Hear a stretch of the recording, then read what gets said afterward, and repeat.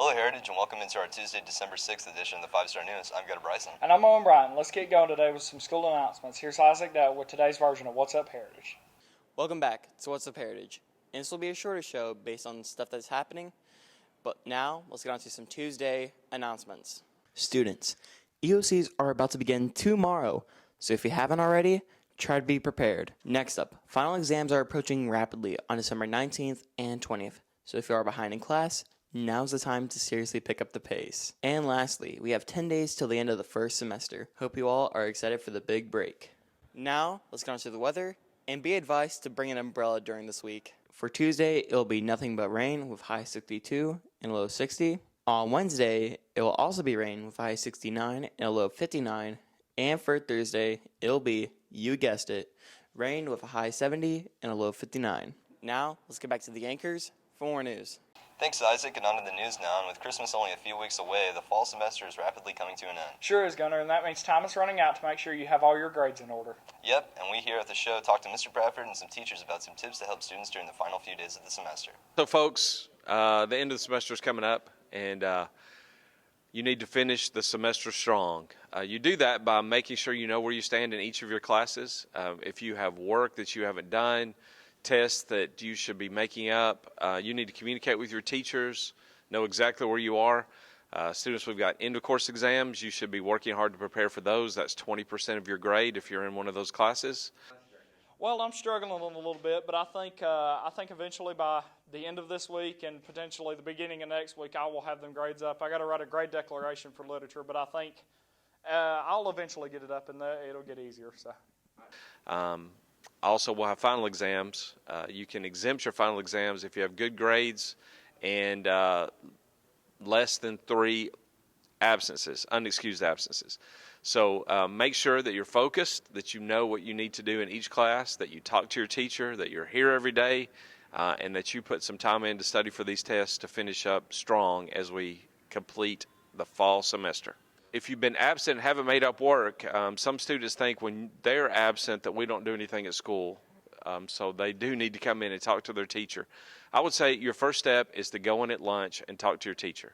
We have win time. Teachers have office hours. Communicate with them, see what you're missing, know what you need to do, and then come up with a plan to get it done in the next 2 weeks. Definitely time to buckle down and study for your EOCs and finals. No doubt, Owen. Now a pretty cool event for members of HHS's chamber choir. Miss Hamilton's crew was over in Ringgold last Friday night participating in the annual Ringgold Christmas Parade. The choir got to perform several songs and enjoy the parade. The 5-Star News reporter Penner Alton and Riley Hensley talked to Miss Hamilton and a few students about it in this report. Ringgold had its first tree lighting this year at the Christmas parade, and to celebrate, they had a lot of things going on. They asked the Heritage High School Chamber Choir to come perform, so we sang a few Christmas carols. It was a lot of fun. They were up on the stage and sang a couple, and then they had the tree lighting. This was my first year doing chamber choir, and it was a ton of fun being able to help out with performing at downtown Ringgold and being a part of something that was pretty magical, in my opinion. And it was fun to just kind of hang out with my friends outside of school and stuff. And it didn't work at first. They counted down from 10 and there were no lights, and then they tried it again, still no lights. And then the lights came on and everybody cheered. So after they finished the tree lighting, we sang a couple more pieces, and then the kids were free to go hang out and watch the parade. But it was a lot of fun, and I always enjoy when our choir gets to be a part of the community, and we had a great time. We had lots of fun at the tree lighting. It was a different experience, being able to give back to the community and do what we love, use our gift, and have fun out there where we normally, some of us normally wouldn't be. And that was such a different experience for us. We've never done something like that I can remember. Break time here on the show, but hang around afterwards for Brody Irvin's sports report. Brody's talking basketball and softball next.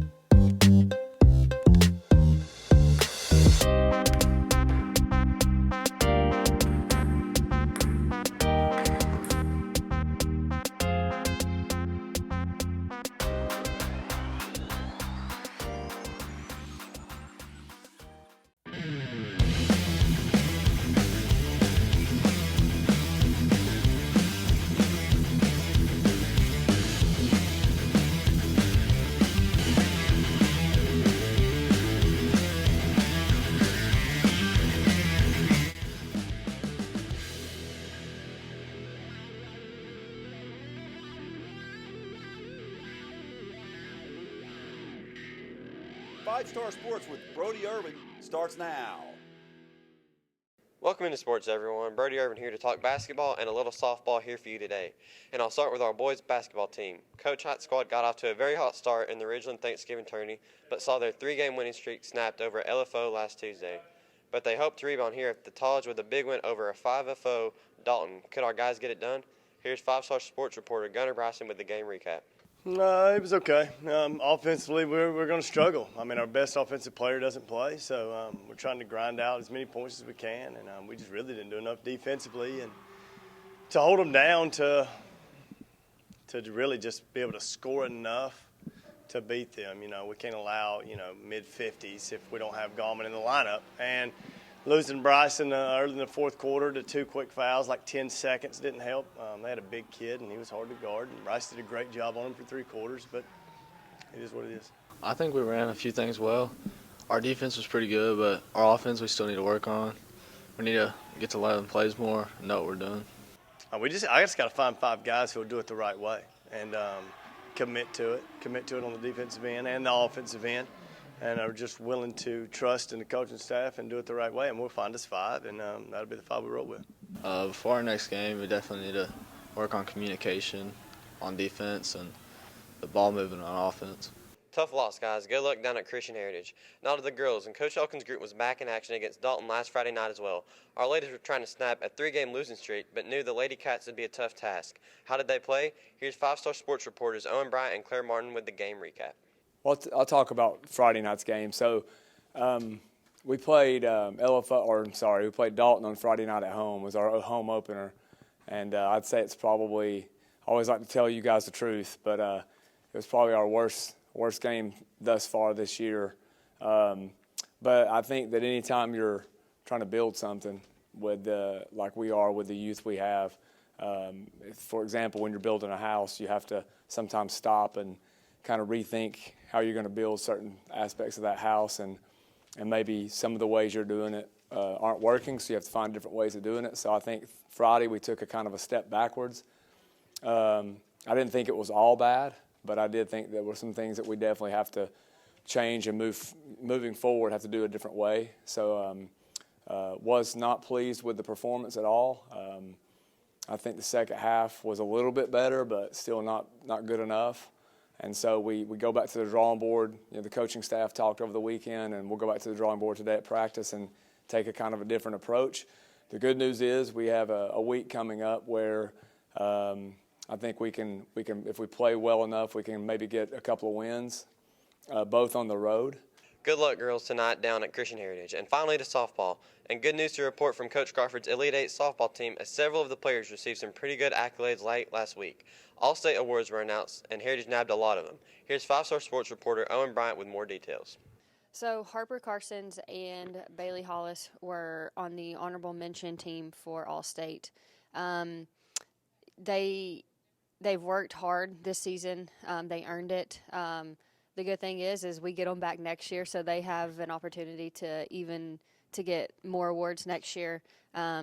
And then we have Addie Edwards and Jenna Ryans, who were second state all-team. Addie was on there for pitching. Jenna's on there for outfield. For me, it means a lot because as a sophomore, it's like untypical, I guess, for an underclassman to get the award. So like the work I put into it and the work I did to get to that point, like it's like an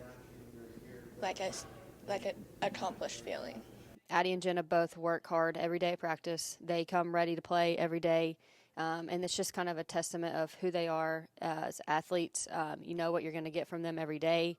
I expect all 4 of these girls to get to be on the All-State team next year, maybe even first team or even second team again. So they're just great kids, and they work hard, and I look forward for big things for them in the future. Congrats, ladies, and thanks for sports, Brody.